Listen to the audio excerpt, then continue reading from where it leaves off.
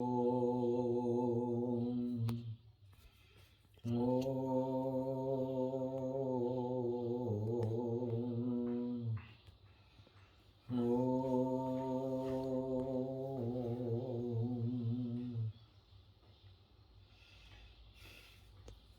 ओंकारं बिंदु संयुक्तं नित्यं ध्यायन्ति योगिनः कामदं मोक्षदं चैव ओंकाराय नमो नमः। सच्चिदानन्दरूपाय विश्वोत्पत्त्यादिहेतवे तापत्रयविनाशाय श्रीकृष्णाय वयं नमः। ॐ शान्ति शान्ति शान्ति।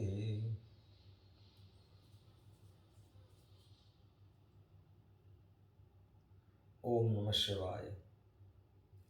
अनंत कोटि ब्रह्मांड नायक स्वयं भगवान से गौतमेश्वर महादेव जी के चरणों में कोटि कोटि वंदन एवं परम आराध्य प्रातः स्मरणीय अर्चनीय वंदनीय त्याग और वैराग्य का साक्षात स्वरूप भगवान के प्रति अटूट विश्वास ऐसे ब्रह्मलीन पूज्यपाद गुरुदेव के चरणों में बार बार कोटि कोटि प्रणाम एवं प्रातः स्मरणीय अर्चनीय वंदनीय समस्त आचार्य भगवान के चरणों में कोटि कोटि प्रणाम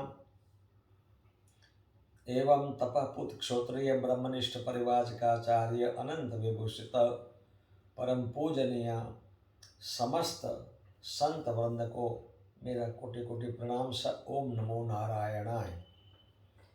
प्रिय भक्तजनों, भक्तवती माताओं, युवान दोस्तों, प्यारे बच्चों, आप सबको आज बड़ी एकादशी के लिए शुभकामना। चातुर्मास का प्रारंभ हो रहा है, दक्षिणायन चालू हो गया है और आज के एकादशी को नेमी एकादशी कहते हैं।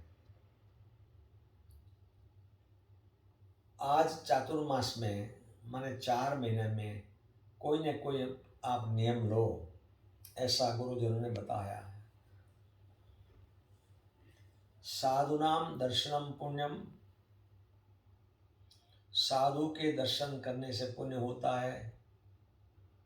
तीर्थ भूताय साधव, तीर्थों का दर्शन करने से वो अमुक समय में फल देगा, लेकिन साधु का दर्शन करने से तुरंत फल मिलता है।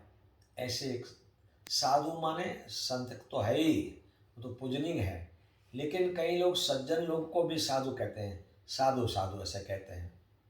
एक दफ़ा बम्बई चौपाटी पर एक सज्जन एकदम फर्स्ट क्लास सुंदर सफ़ेद कलर की शॉल ओढ़ के भगवत गीता का पाठ कर रहा था। थोड़ी देर में एक युवान आया, उसने देखा व्यक्ति को कोई सज्जन लगता है, बड़ी आदमी लगता है, रईस लगता है, देखा ये गीता का पाठ कर रहा है।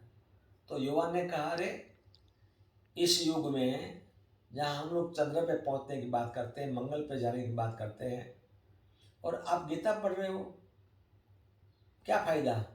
गीता रामायण पढ़ने से आप ऊपर उठे नहीं क्या? तो सज्जन हंसने लग गए। बेटा, इसमें सब कुछ है, उसी से बहुत कुछ मिलने वाला है। ऐसे थोड़ी चर्चा हो रही थी। 2 कार आई, उसमें से बॉडीगार्ड उतरे, दूसरी कार का दरवाज़ा करके सैल्यूट करके आदमी खड़े रहे। सज्जन खड़े हुए, अपना किताब पूरा करके, जो का पाठ करना करके, और धीरे धीरे कदम से गाड़ी में जाके बैठे। उस युवान को लगा कि मैं किसको पूछूं कि कौन है। भाग के उसकी गाड़ी के पास गए, पूछा, सर आप मुझे बताइए आप कौन हो? बोले तुम बताओ पहले, तुम कौन हो? बोले मैं विक्रम साराभाई जो इंस्टीट्यूट चलती है उनका मैं स्टूडेंट हूँ, मैं वैज्ञानिक हूँ, मैं साइंटिस्ट हूँ। अच्छा, बोले तुम साइंटिस्ट हो और तुम ऐसे प्रश्न कर रहे थे?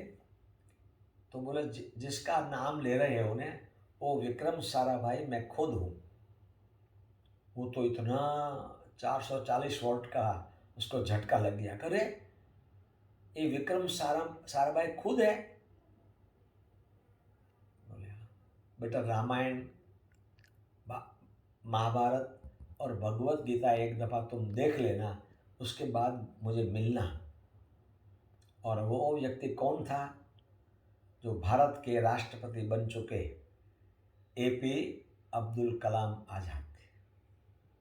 और भगवत गीता पूरी पढ़ने के बाद में, रामायण महाभारत पढ़ने के बाद में उसने मांस खाना छोड़ दिया, शुद्ध शाकाहारी बने अब्दुल कलाम।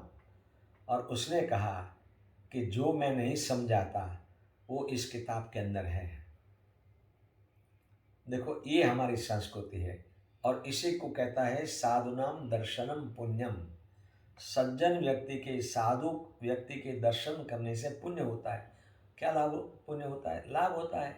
और अब्दुल कलाम जी का जीवन बदल गया और उनकी आस्था सनातन धर्म पर, भगवत गीता पर इतनी बढ़ गई कि सारी जिंदगी में वो शुद्ध शाकाहारी रहे, मांसाहारी मिट गई।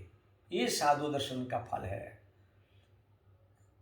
तीर्थ करने से समय पे फल मिलेगा, निष्फल तो नहीं जाएगा, लेकिन साधु का दर्शन करने से तुरंत फल मिलता है। ये प्रत्यक्ष और ये सत्य घटना है। इसीलिए आपको इस मोबाइल के माध्यम से हम करबद्ध प्रार्थना करते हैं कि आप लोग भी आज कोई न कोई एक नियम लेना। मैं 2-4 नियम लेना का नहीं कहता हूँ, और जब मैं कह रहा हूँ तब मैंने भी लिया है। मैंने भी आज भगवान गौतमेश्वर की पूजा करते समय हमने भी मन में संकल्प किया है। हमारी एक खामी ये है कि हमको पैर बहुत दुखते हैं और इतना दुखते हैं कि कोई दबाते रहे तो मैं उसको ना नहीं बोलूँगा, मुझे आनंद आता है।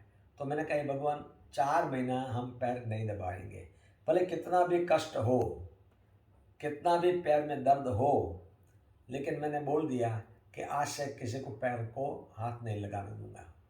अब देखते हैं क्या देखते हैं, थोड़ा मर जाएंगे, ये मन का कारण है। और दूसरा, प्रसाद के रूप में भी बाहर की कोई चीज़ आएगी तो हम सर माथे पे चढ़ा लेंगे, उसको प्रणाम करेंगे, लेकिन ग्रहण नहीं करेंगे। तीसरा, कभी कोई पेट की बीमारी हो जाए या तो कुछ गैस के हो जाए तो कई लोग कभी कभी कोई दफ़ा कोई सोडा पिला देते हैं, तो वो भी हमने बंद कर दिया कि बिल्कुल दवाई के रूप में भी ये हम नहीं लेंगे। इसीलिए आपको कह रहे हैं कि भाई कोई एक नियम लेना कि भाई मैं झूठ नहीं बोलूँगा, मैं पिक्चर देखने नहीं जाऊँगा, मैं जो बाहर का खाना खाता है वो 4 महीने नहीं खाऊँगा। कोई एक नियम लो, मैं 10 मिनट प्रार्थना करूँगा, मैं 10 मिनट गुरु मंत्र का जप करूँगा। कोई ना कोई एक नियम लो। ये नेमी एकादशी है और देवशयनी एकादशी है। भगवान विष्णु आज क्षीर सागर में शेष शैया में महाशयन करेंगे, ऐसे भी बात पुराणों में आती है। कोई लोग ऐसा भी बोलते हैं कि पाताल में महाराज बलि के पास में भगवान विष्णु जी जाएंगे, वहाँ रहेंगे 4 महीना तक, ये भी बात आती है। तो आज देव शयनी एकादशी है।